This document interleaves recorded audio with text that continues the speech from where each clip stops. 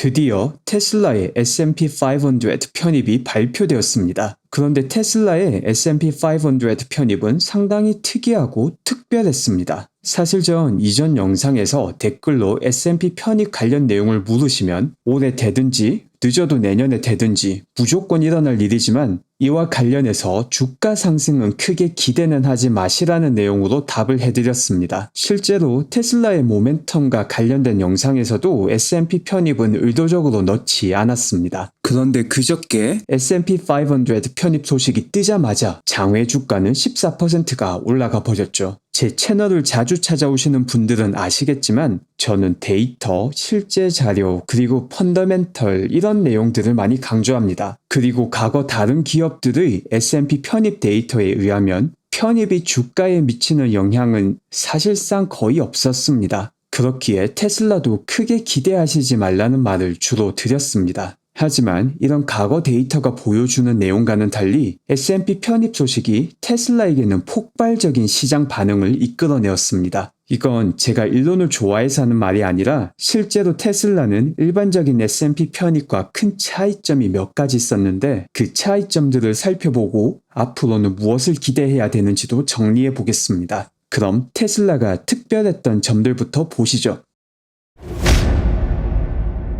S&P에서 테슬라 편입과 함께 몇 가지 추가 내용도 공식 사이트에 컨설테이션이란 이름으로 추가 게재를 하였습니다. 이 컨설테이션 내용은 다양한 시장 참가자들에게 테슬라의 S&P 편입 방법에 대한 의견을 설문조사처럼 모으는 것이었습니다. 정말 특이한 케이스이죠. 이렇게 다른 참여자들에게 의견을 구하는 이유가 테슬라가 너무나도 커서라고 밝히고 있죠. 그리고 실제로 테슬라가 편입하게 될 경우 S&P 500 안에서 테슬라가 가지게 되는 비중이 1.01%에 해당합니다. 500개의 기업이 균등한 가치를 지니고 있다면 그 비중이 0.2%가 되어야 하는데 무슨 신입이 그 평균치의 5배가 넘는 덩치인 것이죠. 이 서류에서는 편입의 방법을 한 번에 통으로 할지 아니면 두 번에 나눠서 할지 두 번에 나눠서 한다면 어떤 식으로 비율을 조절하는 게 좋을지 등을 묻고 있습니다. 결론적으로는 어떤 식으로 편입하든 12월 21일에는 편입이 완료되고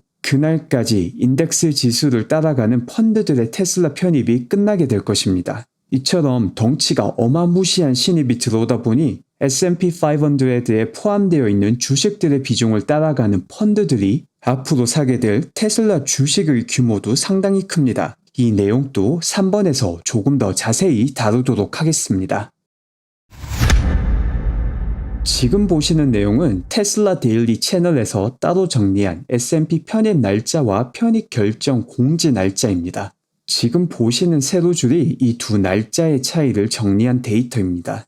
이걸 보시면 테슬라가 얼마나 특별했는지 아실 수 있습니다. 보시다시피 보통은 편입 발표가 정말 빨라도 실제 편입 날짜에서 10일 전에 발표를 하였는데 테슬라는 무려 35일이나 남겨두고 발표를 하였습니다. 테슬라의 편입 발표가 11월 16일에 이루어졌지만 실제 편입은 35일 뒤인 12월 21일 날 일어나게 됩니다. 거기다 어떤 식으로 편입할지 앞서 보여드린 컨설테이션을 통해 다른 시장 참여자의 의견도 모으고 있죠. 이 부분이 바로 S&P에서도 고민이 정말 컸다는 모습을 보여주는 장면입니다. 기존의 간행을 깨고 무려 35일이나 먼저 공지를 띄운 이유는 테슬라의 편입이 S&P 500 전체 인덱스에 주는 영향이 점점 커졌기 때문이라고 판단됩니다. 지금만 해도 전체 인덱스에 무려 1%가 넘는 비중의 거대 신입이 들어가게 되는 것이기에 편입 공지를 기존과 달리 훨씬 더 일찍 올려서 실제 편입이 일어나기 전에 그 충격을 흡수하고자 하는 움직임으로 보입니다. S&P 500 편입은 사실 모두가 알고 있는 뉴스였고 일어날 것이라 예상을 하던 뉴스였지만 S&P의 이런 예외적으로 이런 발표는 예상되지 않았던 부분이라 이 부분이 어느 정도 테슬라 가격을 상승시키는 데 도움을 주었습니다.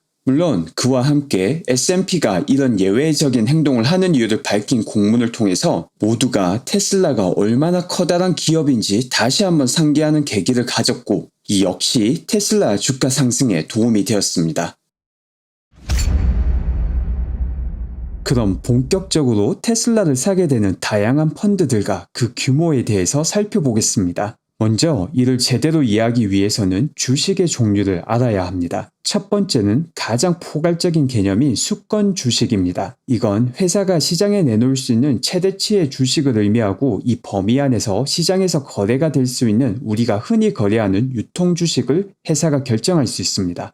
틈틈이 자금이 필요한 경우 수권 주식에서 아직 유통 주식으로 바뀌지 않은 주식을 꺼내서 시장에 판매하며 이 경우 유통 주식의 숫자가 늘어나게 되며 테슬라의 경우에도 이를 통해 이 차트처럼 매년 유통 주식이 늘어났습니다. 유통 주식은 시장의 거래를 위해 등록되어 있지만 유통 주식 모두가 거래가 되고 있는 것은 아닙니다. 이 중 일부는 회사에서 보유하며 마치 일론이 CEO 컴펜세이션으로 받았던 주식처럼 5년간 거래를 할 수 없다는 조건에 묶여있는 주식이 존재합니다. 또한 미래의 일론이 테슬라 주가 향상과 동시에 총 매출 혹은 에비타가 특정 수치에 도달할 경우 추가로 더 많은 주식을 CEO 컴펜세이션으로 받게 되고 이렇게 미래에 일론에게 줘야 될 가능성이 있는 주식도 유통 주식이지만 실제 거래는 이루어지고 있지 않습니다. 이렇게 유통 주식 안에서 회사 내부에 묶여있는 주식을 제외한 주식이 플롯 스탁이고 테슬라의 경우 9억 4,752만 주의 유통 주식 중 7억 5,952만 주가 플롯 스탁입니다. 시장에서 거래되는 7억 5,952만 주의 플롯 스탁의 시장 가치를 17일 종가인 441달러 61센트로 환산하면 3,354억 달러가 됩니다. 현재 시장에서 S&P 500 인덱스의 구성을 그대로 따라가는 인덱스 트래킹 펀드들의 규모는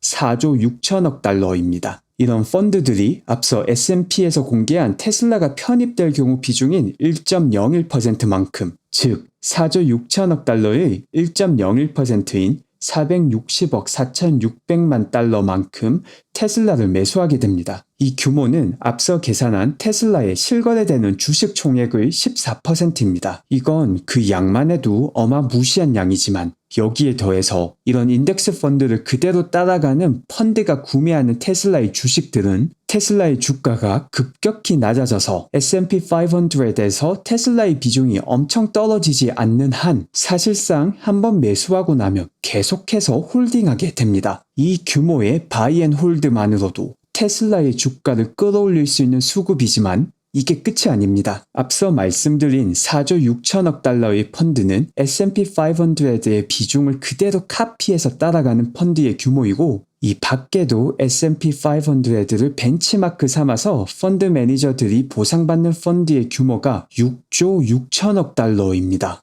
이런 펀드의 경우 어느 정도는 매니저의 재량으로 펀드에 포함되는 주식들이 결정됩니다. 그래서 꼭 테슬라가 포함된다는 보장은 없지만 보수적으로 접근해도 테슬라의 S&P 500의 비중인 1%의 반인 0.5% 이상은 이런 펀드에서 추가적으로 매수할 확률이 높다고 판단됩니다. 이 경우 약 333억 달러의 테슬라 주식이 추가로 매수되고 이는 실제 거래되는 테슬라 주식의 10%입니다. 앞서 말씀드린 인덱스 펀드와 합치게 되면 이것만으로도 거의 24%가 됩니다. 그런데 여기서 또 끝이 아닙니다. 영상을 제작 중인 18일 테슬라의 주가가 9.4% 올라 483달러에 거래되고 있습니다. 이렇게 테슬라의 가격이 오르면 앞서 말씀드린 S&P 500 안에서 테슬라 비중이 1.01%에서 더 오르게 되고 그 결과 인덱스 트래킹 펀드와 벤치마크 펀드에서 테슬라를 사게 되는 절대적인 숫자가 더 많아지게 됩니다.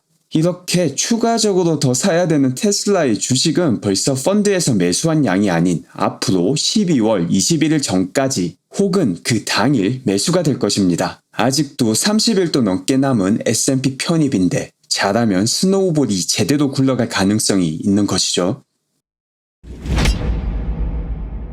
제가 영상 처음에 말씀드렸듯이 S&P 편입은 분명 호재이기는 하나 일반적으로 편입이 주가에 미치는 영향은 지극히 제한적이었습니다. 그런데 테슬라는 앞서 살펴본 1번, 2번, 3번의 특수성이 합쳐져서 편입 뉴스가 나오는 순간 14% 주가 상승이라는 폭발적인 결과를 만들어냈고 2일 뒤 18일에는 다시금 10%에 가까운 상승을 찍기도 하였습니다. S&P 500의 신입 중 최고 큰 덩치, 그 부담스러운 덩치에 쫄려 편입 날짜를 빨리 발표한 S&P, 게다가 계속해서 덩치를 키우는 테슬라로 인해 테슬라의 주식을 더 사야 되는 다양한 펀드들, 그리고 실제 유통되는 주식 중 실거래가 이루어지는 주식이 상대적으로 작은 테슬라, 이 모든 효과에 더해서 3개월간 박스권에서 모아놓은 에너지가 터질 가능성이 상당히 높은 시기가 되었다고 보입니다. 물론 S&P 500 편입 뉴스 하나만으로 계속해서 주가 상승을 견인할 수는 없습니다. 하지만 기름칠을 제대로 해놓았기 때문에 지난번 10월달 상하이의 생산량 증가 같은 혹은 4680 배터리셀과 관련된 좋은 뉴스가 11월달에도 확인된다면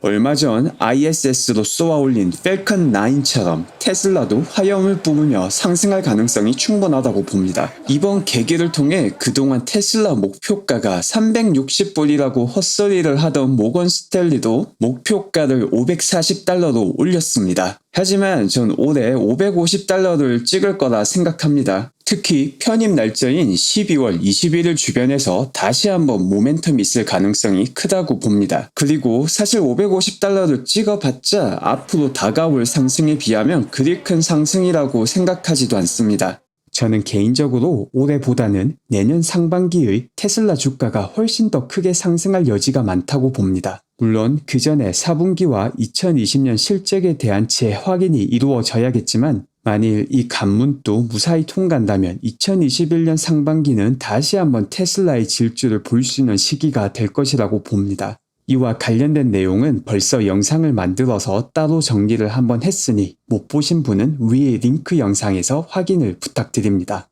오늘도 꿀잼 놀이터를 찾아주신 모든 분들께 감사드리고 즐겁고 행복한 하루가 되셨길 바랍니다. 감사합니다.